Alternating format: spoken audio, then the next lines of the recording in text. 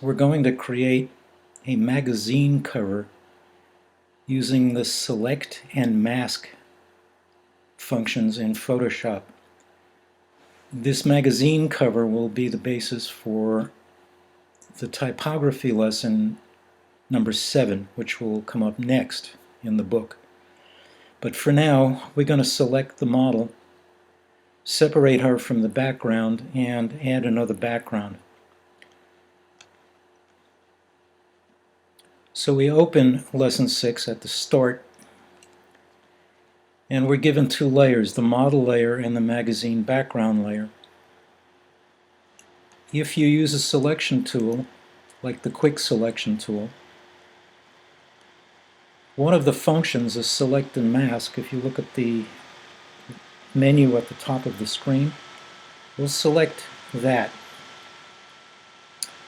That will give us a view menu on the right side, and I will use the onion skin to begin. So to select out the model grossly,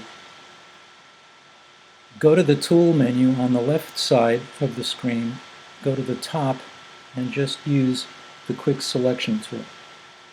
And we start inside the subject, moving outward toward the edge. And when it turns clear, that's the part of the image that we've selected with the quick selection tool. Now this is a gross selection, it's not the final selection. Now I want a better view of what I've selected, so I'm going to go to the overview menu, or overlay menu, pardon me, and I can see, if I zoom in, that there are parts of her hair, the bun in the back, loose hair on the back of her neck, and some areas at the base of her neck that aren't selected, including the top of her head. And also, there is some edge discoloration here which we can remove. So with the overlay tool, I'll now go into the edge refinement tool, which is the second one down in the tool menu on the left. Clicking the right mouse button, I'm going to set the size of that brush at 13 pixels. And then I'll start brushing in the areas that I missed with the quick selection tool. So this is a refinement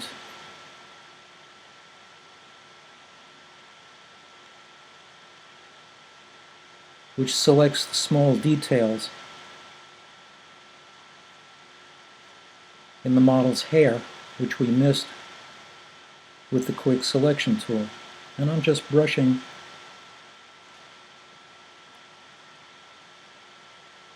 over the areas that I can see with the overlay model that were missed. You can see this is picking up that fine detail. Now the smaller you make the refinement brush tool, the smaller the detail you'll pick up. 13 pixels seems to do a very good job here.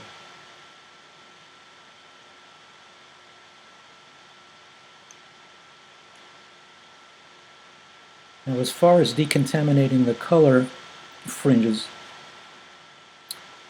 I'll go into the decontaminate colors option, and that will remove color fringe from the image, so you can see that the image is already enhanced at the edges. Now I want the output to a new layer, including the layer mask. I can check before I do that by going back into the view menu and looking at what this is going to look like on the layer. So we can see the background from the model layer is gone, and we have the model selected only as the subject now on top of the background layer which we had originally. So we can accept this. I don't think we need any of these refinement tools because this was a pretty clear selection. So we're going to a new layer with a layer mask. We'll just click OK. And there we have the image. The model layer itself is not necessary to keep anymore, but I'm going to keep it just for the time being. Now we want to bend the model head up so that she's looking up. To do that, we're going to do what's called a puppet warp. And if we go into the Edit menu, choose Puppet Warp, it will put a matrix over the model because we're in the model copy layer. And we get a cursor, which is a pin and a plus. So we're just going to pin down with a few spots here the area of the model that we don't want the puppet warp to move. And I'll go to the back of her neck, put a pin there, and hold the Option button down on the Mac or Alt on the PC, move the cursor out, and then draw the cursor down, which bends the model head up. That's all that's going to move because we pinned her shoulders down. We don't want those to move. Now we can accept the transformation, and she's now looking up. I'm going to use another masking tool called Quick Mask to change the color of her eyeglass frames. The Quick Mask tool is below the color picker on the left side of the tool of the menu in the toolkit.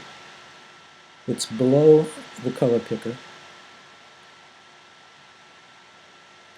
And if I click it,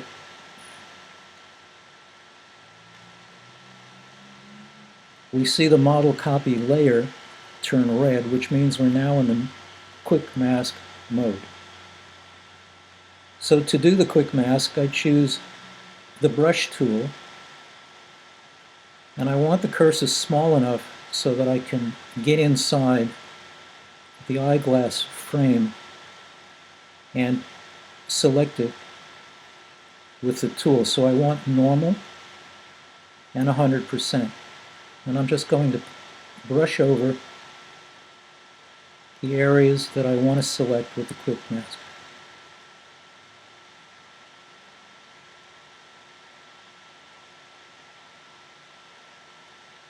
Now one trick in doing a straight line is to click with the left mouse button, move it in a straight line to the back, hold the Shift down,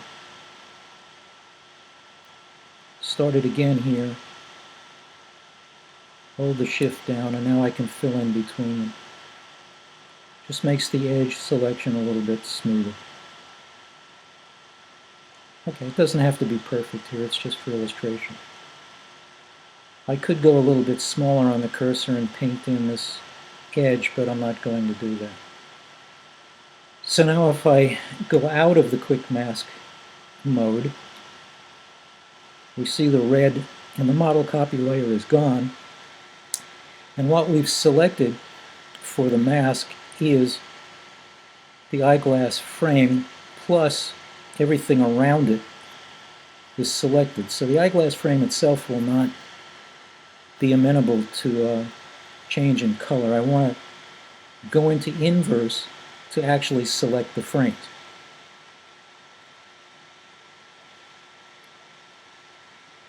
Now these are the active pixels. Before it was everything but these, because we masked it. It's important to understand the difference, what we did. So if I go into an adjustment layer, which is the hue saturation adjustment layer, and I change the hue to plus 76, that will change the color of the eyeglass frames to green. Go back into the layers panel, and let's just merge down the adjustment layer into the model copy layer. So we've tilted her head up, we've separated her from her background onto the background for the magazine cover. Now we want to put a shadow to give it a little bit more interest. So if I hold the Command button down on the Mac and click in the thumbnail on the model copy layer, the image thumbnail, I will select the model because I've already had her selected.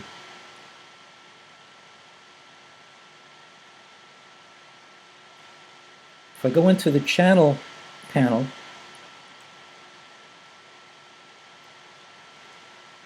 and now under the select menu, save that selection. I'm going to call it Model Outline and save it. So there's a Model Outline channel which we now saved. Go back into the Layers panel. And let's create a new layer using the Create a New Layer choice at the bottom of the Layers panel. And let's move that down below the model copy. So we have an active selection which we're going to fill and make it black. If we go into Edit, Fill, we will make it black because that's the foreground color and that's the color of the shadow that we want, even though we're going to lighten it up by changing the opacity. Let's just go ahead and fill it. Now in the model, in the layers properties, we can change the opacity to 30%.